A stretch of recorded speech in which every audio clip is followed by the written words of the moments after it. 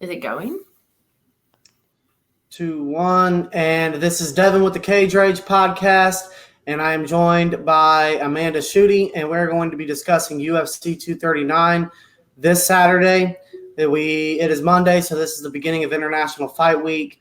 UFC 239 returning to Las Vegas, and we're going to talk about the main event and the most controversial character on the card, the controversial, the moral reprehensible, yet great competitor, like it or not, Jon Jones. And Amanda's got a lot of things to say about Jon Jones. And I do want to say, first and foremost, a lot of emotion comes to this topic, myself included. I said something on the recap show that we did just the other night when this got brought up that I never in a million years would have imagined 5 years ago that I'd be in a position where I'm almost seen as the defender of Jon Jones. But that's not really what I want to try to convey today. But I'm going to let Amanda talk and explain her angst toward Jon Jones.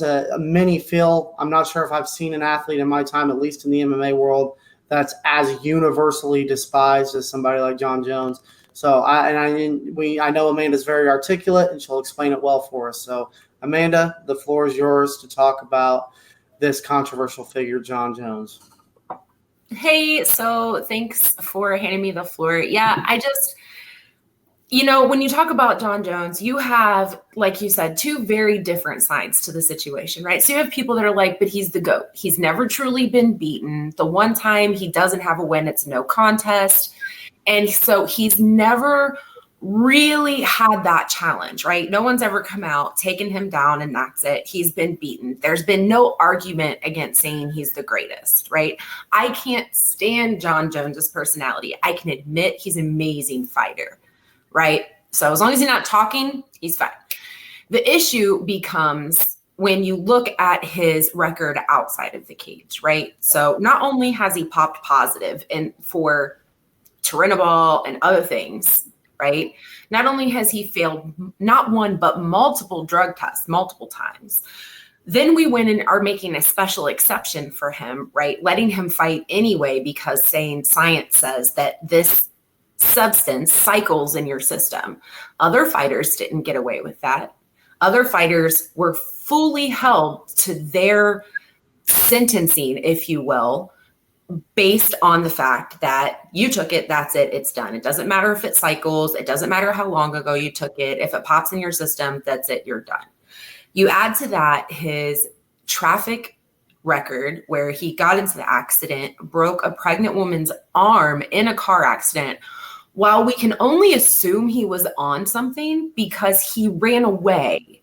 He left the scene of the accident, came back, got something from his car, and then left again for the amount of time it would take to clear most drugs out of your system. And then going forward, you still have more bad behavior popping of tests. And then you have everything that went down with DC. That brought out the worst in MMA. Talking to DC the way he did, calling him a pussy. Come on, DC, he is an Olympic athlete. He's a champion. And you're calling him a pussy of all people? Really? Come on. And I just don't see how we can sit here and say none of that matters. None of it matters. I'm not sure anybody has ever said that it doesn't matter.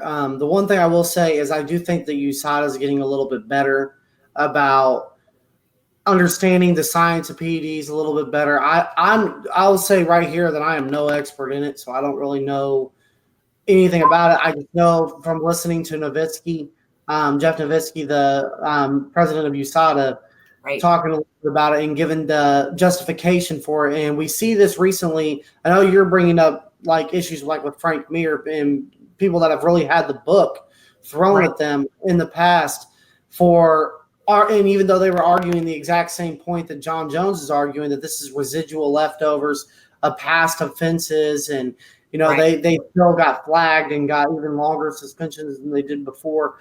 Well, we seen it just recently with Sean O'Malley, that O'Malley's saying the same thing. Like, this is something that's residual leftovers. It's still in my system. It's cycling. It goes up in numbers at certain times with certain variables, such as cutting weight. like I said, I don't know too much about that. I know that USADA did not flag Sean O'Malley like they didn't flag Jon Jones, but Sean O'Malley was just a prelim fighter. He wasn't the main event of an entire card, and the UFC's decision to completely uproot the entire event last minute and move it to Anaheim from Vegas really rubbed a lot of people the wrong way, myself included, because I saw that as an insult to the fans that bought tickets and had planned their trip.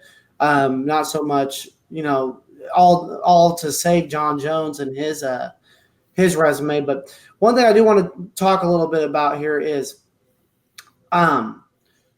so are we going to be a sport that, and fans that cover this sport that offer a chance for repentance, that we offer them a chance to, clear the slate, serve their time, come back and make things right and do things right the next time?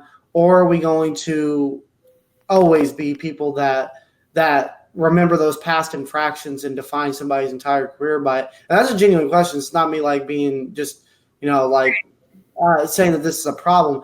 The reason I asked that is because I've argued before, especially when the whole TJ Dillashaw thing fell out earlier this year, that I believe that losing fights, getting knocked out, getting dominated even, is less damaging than a PED violation, because it even brings into question your wins. People start to even your good performances. I mean, I want every Dillashaw sample tested. Yeah. Everyone, because from the very beginning, now I don't know if you've noticed, being as avid of a fan as I am myself, I feel like you can kind of see it, right? Like you can kind of see the different musculature on these fighters when they're using something. And there's always been something about the way the ribs look, right? And the muscles around the rib cage. And I don't know why. I always thought it was just kind of silly and just me going, oh no, that's that. But really, it's kind of become a thing. Like you can see there's something different about the rib muscles. And so I have been telling my husband, like, Dillashaw's looking especially ripped for a while now, even when he cut a weight class. And so, I've told my husband, I was like, look, that's it. To me, he needs tested. Like every single sample going back needs tested. It calls all of it into question.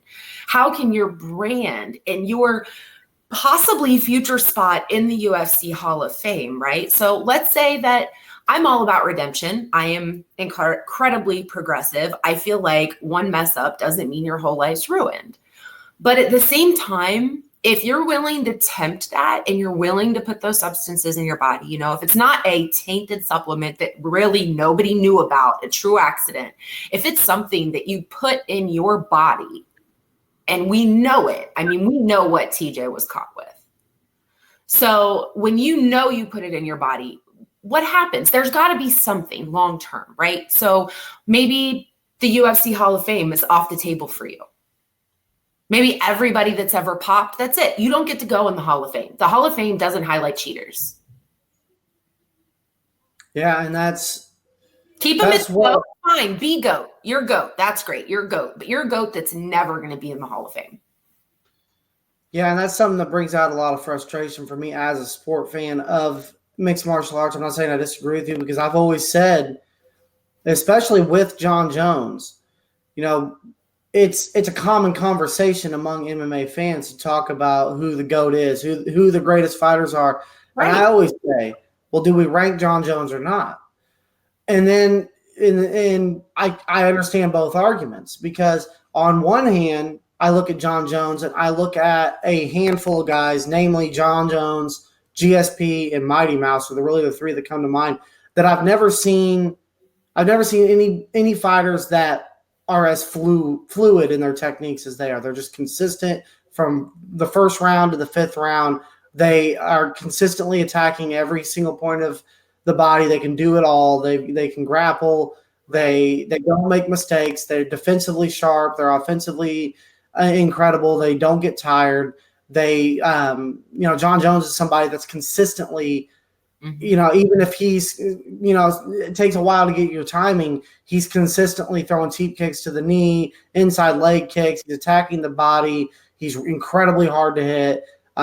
His fight IQ is just incredible. And he showed in the first Gus fight that he can handle a lot of adversity. So when I see him, I'm like, man, this man, I mean, I remember after that first Gus fight and seeing how he handled the adversity in that fight and came through flying colors in the championship rounds. I remember thinking nobody's ever going to beat this man. Like I was like, he's really that good. And then pretty much the whole shit fell apart. One thing with Jon Jones that just strikes me is, you know, why nobody was able to control him. Like, and I don't know if it's because everything's came so easy to him that he lived this, you know, party lifestyle. Because I mean, he's openly admitted that there's been fights he didn't even really train for. You know, that he was, I mean, he used it as an insult to Daniel Cormier going into the rematch that I beat you after a cocaine binge and drinking through my entire training camp. And is that the kind of guy we want in the Hall of Fame? He's definitely not the role model, like nothing like Daniel Cormier is. No. And I understand why people look at his character and are really disgusted by him because he's a freak. He's got freak genetics. He's you know, he's but clearly. Is it freak genetics, or has he been using PEDs all this time and our testing just got to the point where we could find it? I think there's a chance he's been using PEDs since before we even knew who Jon Jones. We don't know now, right? Like, we can't really argue either way, but he's created the opportunity for question. Yeah, and then just to play devil's advocate on this, I mean, Chad and Miguel have done some really good podcasts on the whole policing of PEDs about, you know, number one, we don't really know what all these I mean, we can only speculate what all these different fighters have been getting away with for years and before the time that they were even doing testing.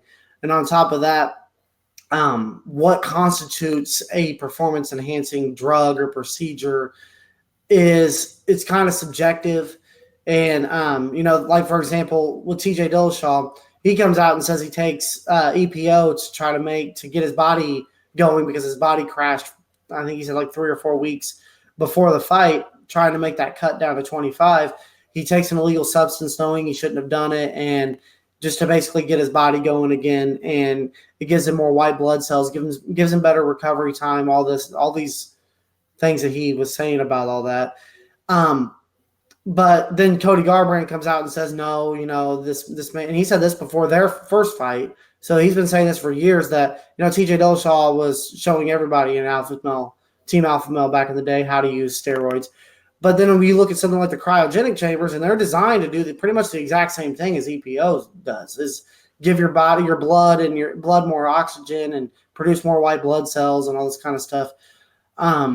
And I can see why some people that look into this would say, you know, this is a little bit inconsistent that we allow this, but not this.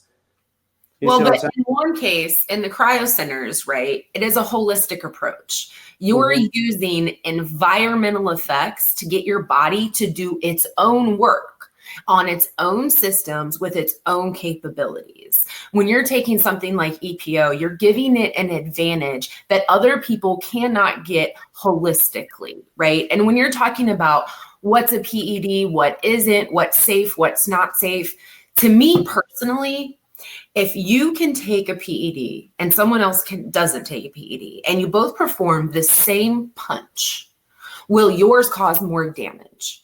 Right? That's what I want to know.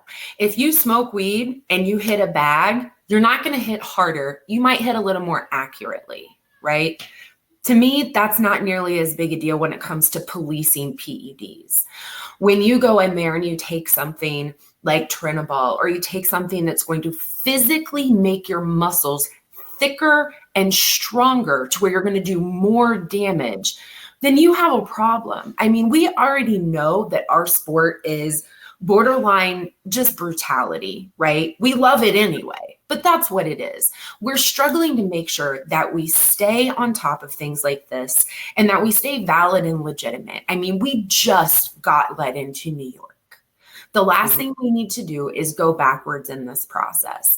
If you're putting something into your body that can make you crack that skull when someone else would just dislocate something or bruise something, then we have a problem. We have a serious problem. We're trying to deal with CTEs in our sport. We're trying to make sure that fighters have a life after fighting. And by allowing PEDs in here and just ignoring it and kind of going on with it. I mean, I've heard stories about Jones hiding underneath of the ring so long until they tried to leave, ended up urinating under the ring. That was tested and it was positive, right? Like, this is ridiculous. This is a ridiculous level of acceptance that we're giving to this man because he's athletically gifted. If this were an abuse situation, if this were something else, we would not be giving him near the leeway that we are. And by saying it's okay, we're opening the opportunity, in my opinion, as an organization, they're opening the opportunity for a lawsuit. You know, letting Brock Lesnar come in knowing he is high as a kite and trying to get him to fight DC, that's ridiculous. You know, we've seen Mark Hunt be injured. We've seen other fighters be injured and have lasting injuries from people that are on PEDs that there's no way no one knew. There's no way. No way. Just because they don't pass the test, if you have reason to believe they're on there, test their sample, test the shit out of their sample, test it more. Because you know what? I want to be able to come back and say, no, it was clean, period, no question. We did everything we could to make sure that was clean. That's not our fault. What if Rose Namajunas, when she went into that fight and she landed on her neck, would have snapped her neck, and we had $1 million baby story with Rose Namajunas and found out that, you know, her opponent was on drugs? What would we do? Because at that point, we've allowed that. We allowed it. Yeah, and you know, when it comes to something like Jon Jones, the one thing that frustrates me and irritates me is that we can never be so sure that he's even going to make it to the cage, which strikes me as, you know, almost borderline. You have to have a backup fighter. Yeah. You have to have a backup fighter for your headliner. Get rid of your headliner and put in your second string. It strikes me as borderline insane that the promotion, I mean, they're really committed to the man because and I think a lot of it's because they can't wipe away the history. They can't wipe away the memory of him and the fact that he has dominated for so long. And, you know, that I think that. Let's be honest. It's just money. His name brings money. Yeah. He's like Conor McGregor. His name brings money. That too. But I mean, they literally, I think they've always, pretty much recently, they've had to keep a pretty solid co-headliner because of the case, in the case that he falls out the week of the fight. And that's, I think, always a possibility.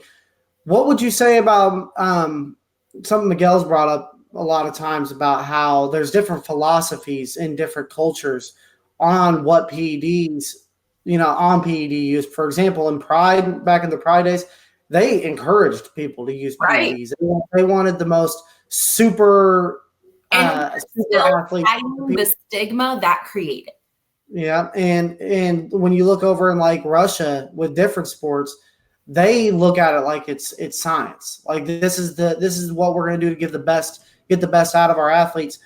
But then you have other people that are saying, you know, number one, it creates an unfair advantage for those that can afford. That's what the WWE is for. Yeah, and it's kind of like the whole transhumanism debate that a lot of people are having right now. Like, well, as we're going into this, you know, time where man's going to be merging with machines soon, and we got stuff like stem cells and CRISPR and all this different stuff. Like, is there going to be like a 2-tier form of human that, you know, we're going to have this almost like this scientific? But I would argue that we already have a 2-tier form of human. Because you have like Sage Northcutt versus Nate Diaz, right? Like you already have 2-tier versions. You have similar weight class, similar drive and passion. But then you have one that was raised in an environment where they had access to every single technology, doctor, trainer, massage therapist, specialty coach, tutor, and what they were able to do, right? So I don't think that is something we're away from. I think we're already there. And I think we've always been there. I don't think there's any way. Yeah. That's what I was going to get at is I don't think there's any way to really accurately level the playing field across the board. There's no way. I mean, when you look at somebody like Floyd Mayweather, who dropped out of school to box, I mean, that this man was born in boxing royalty, right, and surrounded and was literally groomed from birth to be who he became. And you compare that with, you know, we love watching Rocky and seeing the Rocky Balboa story and all this, but that's so few and far between because, you know, just some ragtag individual who is smoking cigarettes and barely training, coming off the street and beating a well-tuned, fine-trained, stallion of a fighter is basically impossible. Yeah. And in order to really level the playing field across the board, even when they become under the UFC umbrella, would be to force them all to train in the same setting, have the same trainers, go through the same procedures, take the same supplements, eat the same food. There's no way. I mean, there's so many different variables that go. It comes down to. I think it comes down to defining the mission of the sport. Is what it's going to come down to. What is the true mission of mixed martial arts, and is that going to be a brand thing? Are we going to get to the point where we have like Legacy and ONE FC and UFC and Bellator fighters all interpromotionally having fights? Then we need to look at something that's more generalized and across the board. If you're looking at just UFC or just ONE FC or just Bellator, that organization needs to define what it is, right? So if the UFC is going to allow this level of PED or this level of supportive assistant, then overall it needs to be allowed. If they're not, it needs to be very clearly defined. When we get to the point where we do have biomech and we have these different things that people can use and put in their body, I mean, at that point, if you've had a knee replacement and you have a metal knee, should you really be kneeing people in the forehead? Yeah, well, yeah, and if you have knees that are able to make you jump over the Empire State Building, but others that can't afford that, you know, I mean, should they even be? But that goes back to defining the sport. Is it truly a mixed martial arts competition? Because if it is, then it needs to be martial arts, not additives plus martial arts. Well, we're going to become martial arts. We're entering a day when we're going to have some serious discussions in athletics across the board about what it means to even be human. You know, that you're a human competitor, but you are somebody that's basically almost like a Frankenstein science project where you have to. I think that discounts like upcoming technology because we're still thinking it in terms of replacement knees and replacement elbows and things that'll make you jump higher. But we're still thinking in terms of whole devices when in actuality, we could see things like nanite-sized stem cells, right? That you just inject and it goes where it needs to go and you're fixed. We can't assume to know what technologies are on the back burner that we haven't even heard of yet. And I think this idea that the advancement of what we have now is what we're going to end up dealing with is a little disingenuous because I think we're kind of in a stopgap right now, right? Because the things that we've had and done for the last 20, 30, 40 years are getting to the point where they're so high level, they're about to become something else. So it's just like any other technology. It takes 100 years to learn your first bag of facts, right? And then 50 years to learn your second bag of facts. And then before you know it, you're learning a bag of facts every 5 years, every 1 year, every month, right? And we're getting to the point where we're learning these bags of facts faster and faster and faster. And I think at some point, it's just going to be, have you fixed your body or haven't you fixed your body? And that's going to really tell. So if it gets to the point where you can fix your body, everybody has health insurance, everybody has access to go fix what's wrong with their body, then it's not even a conversation that needs to be had, right? But if as this technology advances, we don't have the ability for every single person to access this technology, then it creates an ethical dilemma like you described. Are you physically more capable than anyone else? And is it due to an additive of some sort? And that's the whole argument with Jon Jones. before we sign off on this, though, I will ask about something like Jon Jones. When we see Jon Jones is a physically, compelling fighter. I mean, that's no doubt. But he's also, like I said, I'm not sure you can attribute PEDs to that level of fight IQ and that level, the timing of a switch kick on DC. The big arguments that I hear a lot of is, well, we don't know if he would have even made it to that point to time that kick had he not been able to recover as well as he does in certain fights and stuff.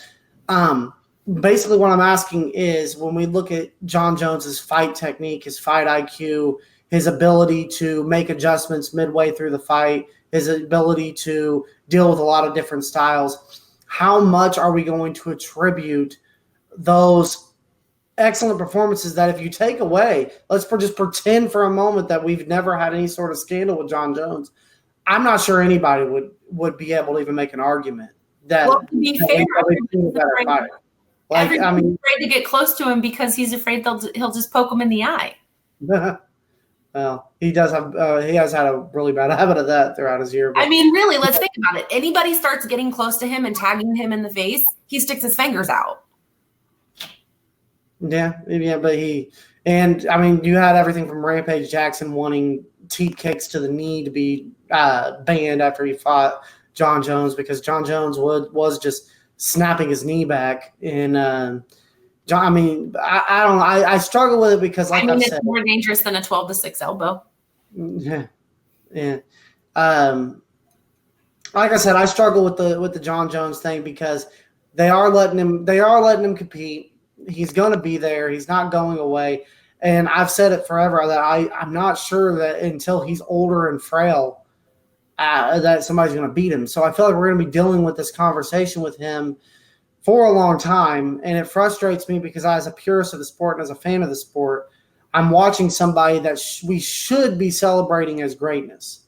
We should be celebrating like, wow, we've seen somebody that is going on, literally a decade now of complete dominance of a division that once was the most thriving division in the sport, that has just been completely destroyed and dominated by one man for so long. The only time that there was any sort of competitiveness to the division is when he was suspended, when Daniel Cormier kind of stepped in to fill the gap. Mm-hmm. But instead, it's been these kind of conversations about bioethics and PED use and the controversy surrounding him, and justifiably so. That's why it's just so frustrating with me with the whole Jon Jones controversy, and I can see why people just want it to go away. But I don't think that it can go away without too many questions being asked, unless we see somebody come along that can beat him. Because I think that at that point, it'll be kind of a breath of fresh air and a little bit of a relief that we no longer have to speculate, well, who was ever going to beat the man. We know. Like, if I hate that we're having to have this conversation, but at the same time, I am so disgusted that we're having it, right? Like, if this were any other crime, if this were any other situation, we wouldn't be allowing him to just get away with doing all of these things. It wouldn't be something that we would just be like, oh, he's such a good fighter, right? Like, take what he did and replace it with anything. And we would not say, but he's such a good fighter. We have to stop making their athletic ability an excuse to get away with things that aren't okay. If anything, it makes it more pitiful. I agree. And with that, I think that we're at 30 minutes, so we're going to wrap this up. UFC 239 is this weekend. Jon Jones will be fighting Thiago Santos in the main event for the light heavyweight title. Santos. But the people's main event is Amanda Nunes and Holly Holmes. I would actually disagree with you on that. I think the people's main event is actually Jorge Masvidal and Ben Askren. I think a lot of people. Oh, yeah, I got to give you that. That's true. You're totally right. You're totally right. You're right. Really hyped for that fight. So it's a great card. nevertheless, with Jon Jones, controversial figure, justifiably so, as Amanda so well articulated. Um, he does bring a good fight, and I think that he's deserves to probably be the heavy favorite in this fight going into Saturday. Would you agree, Amanda? I mean, I guess.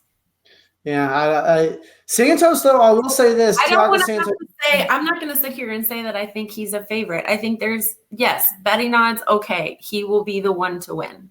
But Thiago Santos, he's got a good shot. Like, he really likes knocking people out, and if he can get past Jon's reach and then get past his fingers in the eyes, he might be okay. I'd like to see him go deep. I'll tell you this, it's going to have to be somebody that can knock off Jon Jones's rhythm, is what I've always said. It's going to have to be somebody that has the potential to get him uncomfortable, get him out of his rhythm, outmove him, and it's got to be somebody that's not going to be afraid to pull the trigger. Right. That could be Thiago Santos. The only thing that concerns me is we've seen Jon Jones go tit for tat with people in the striking department, but people forget that when this man gets a hold of you, it's even worse. And I think that with Thiago fighting down at middleweight and losing fights there in his career, I'm a little nervous about him being able to deal with Jon Jones if Jon Jones is able to get him on his back. And just the experience of being in 5-round fights also. But I will say this, Thiago Santos, I think a lot of people are sleeping on him. He is, like I said, if there's one man that's not going to be afraid to pull the trigger and is going to bring the fight to Jones, it's Thiago Santos. So he's got nothing to lose. This is the man he has to beat, right? Like, he has to. We know he can't cut weight for that class anymore. This is the man he has to beat. He has absolutely nothing to lose, nothing. Yeah, and I think that Jones does. I think that this is setting up, and this is a conversation for a different day, but I think if he gets through Santos, which he likely will, I mean, he's going to be a heavy favorite just like he was with Anthony Smith to do so, and DC can get through Stipe, I think we're probably looking at a trilogy fight with those two. I don't even want to see it. I don't even want to see it. Not even a heavyweight? I don't want to see it at all. I have no desire. None. See, the dream farewell of seeing Daniel Cormier knock out Jon Jones and I don't think it will happen. I mean, we've seen their. I don't think it will either, but I just don't think it'll happen. I love DC, but he can't beat Jones. Not as Jones is right now. Maybe a few years ago, if they were closer in age and closer to the heights of their careers, yeah. But I don't. I would also argue that a heavyweight prospect of Jon Jones actually sounds more terrifying, I think, because he's a big light heavyweight and he cuts a lot of weight. So you take that out and just let him get even bigger at 6'4", 6'5", or whatever he is. He might even be scarier at heavyweight, which, the idea of this man dominating for another 5 to 10 years and having these conversations the whole time isn't really something I'm looking forward to, but it's I think it's very possible, so we need to brace ourselves for it. But all right, good. Well, this was good. Thank you.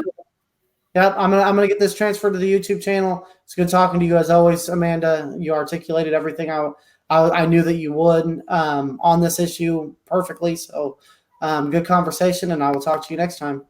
Bye. Bye.